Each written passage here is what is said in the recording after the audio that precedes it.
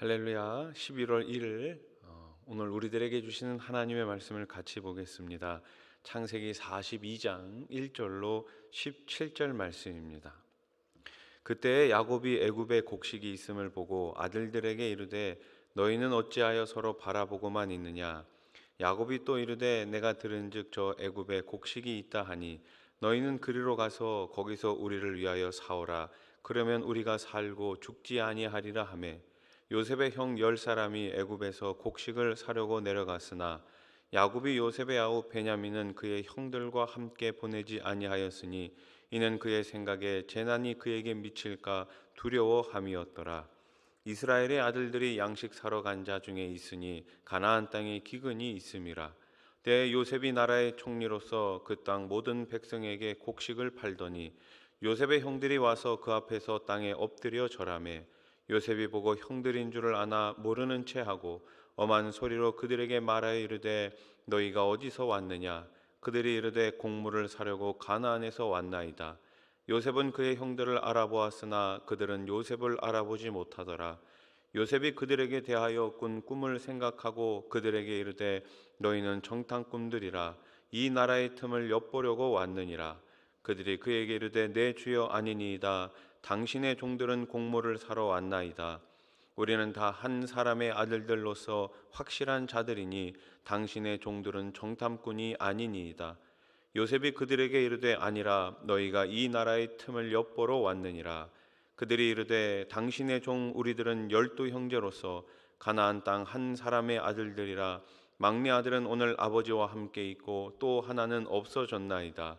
요셉이 그들에게 이르되 내가 너희에게 이르기를 너희는 정탐꾼들이라 한 말이 이것이니라. 너희는 이같이 하여 너희 진실함을 증명할 것이라. 바로의 생명으로 맹세하노니 너희 막내 아우가 여기 오지 아니하면 너희가 여기서 나가지 못하리라. 너희 중 하나를 보내어 너희 아우를 데려오게 하고 너희는 같이어 있으라. 내가 너희의 말을 시험하여 너희 중에 진실이 있는지 보리라. 바로의 생명으로 맹세하노니 그리하지 아니하면 너희는 과연 정탐꾼이니라 하고 그들을 다 함께 3일을 가두었더라. 아멘. 애굽의 총리가 된 요셉은 드디어 자신을 죽이려 했던 형들과 마주합니다.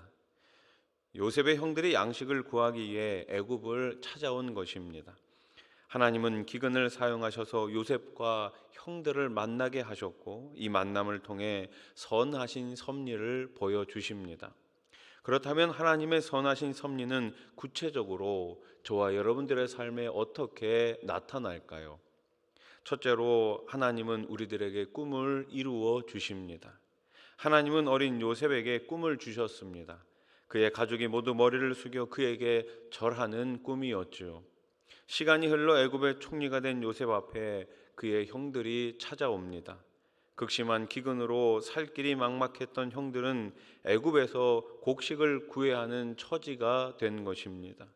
10명의 형제들은 요셉에게 와서 무릎을 꿇고 절했습니다. 어린 시절 요셉이 꾸었던 꿈이 그대로 실현된 것입니다. 오늘 본문 6절 말씀을 다시 보십시오. 때 요셉이 나라의 총리로서 그 땅 모든 백성에게 곡식을 팔더니 요셉의 형들이 와서 그 앞에서 땅에 엎드려 절하매. 아멘. 비록 형들은 과거 요셉의 꿈 이야기를 믿지 않았지만 자신들도 의식하지는 못하는 사이 요셉의 꿈이 이루어진 것입니다. 하나님이 이루신 것이죠. 요셉은 형들에 의해 애굽으로 팔려왔고 그곳에서 억울한 누명을 쓰고 옥에 갇혔습니다. 하지만 하나님은 요셉이 겪은 모든 고난이 꿈을 이루는 밑거름이 되게 하셨습니다. 이해하기 어려운 고난들이 우리의 삶에도 찾아올 때가 있습니다. 우리는 그럴 때 왜 나에게 이런 일이 생기는가라는 의문을 품기도 하고 하나님을 원망하기도 합니다. 그러나 요셉의 생애는 우리가 경험하는 모든 불행 속에도 하나님의 선하신 섭리가 있음을 분명히 가르쳐주고 있습니다. 모든 것을 합력하여 요셉의 꿈을 이루어 주셨듯이 오늘 하나님은 우리에게 주신 꿈도 마침내 이루어 주실 줄로 믿습니다. 그러므로 고난 속에서도 하나님을 떠나지 않았던 요셉처럼 언제든지 하나님을 가까이 하시기 바랍니다.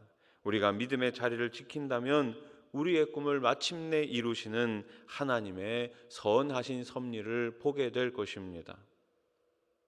요셉이 애굽에 팔려온 이후에 20년이 넘는 세월이 흘렀습니다. 이제 하나님은 모든 사람들, 또 특별히 자신을 돌아보는 시간을 갖게 하시죠. 아마도 형들은 요셉이 살아 있으라고는 짐작조차 못한 채 점차 자신들의 잘못도 잊어버렸을 것입니다. 그러나 하나님은 잊지 않으셨습니다. 요셉의 형들이 사는 땅에 기근이 찾아왔습니다. 기근을 해결할 유일한 방법은 애굽에 가서 곡식을 구해오는 것이었습니다. 요셉은 형들을 알아보았지요. 7절 말씀, 요셉이 보고 형들인 줄을 아나 모르는 체하고 엄한 소리로 그들에게 말하 이르되 너희가 어디서 왔느냐. 그들이 이르되 곡물을 사려고 가나안에서 왔나이다. 아멘. 애굽에 온 형들을 요셉은 단번에 알아볼 수 있었습니다. 그는 형들이 자신을 애굽에 팔아버린 잘못을 뉘우치고 있는지 알고 싶었습니다. 요셉은 형들을 정탐꾼으로 몰아세우며 그들을 옥에 가두었습니다. 형들은 자신들이 정탐꾼으로 오해받고 옥에 갇히는 일이 도무지 이해가 가지 않았습니다. 처음엔 그저 두려움과 무서움이 밀려왔을 것입니다. 그러나 하나님은 그들이 요셉에게 저지른 잘못을 떠올리고 회개하도록 계속 일하고 계셨습니다.